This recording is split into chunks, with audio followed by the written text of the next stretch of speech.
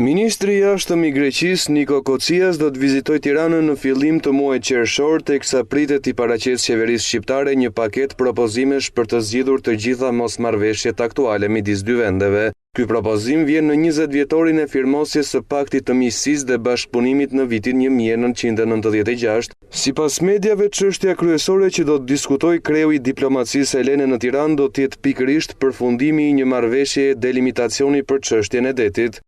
Shqipëria dhe Greqia firmosën një marrëveshje për kufij detar në vitin 2009, akordi i cili u hodh poshtë nga gjykata kushtetuese në janar të vitit 2010.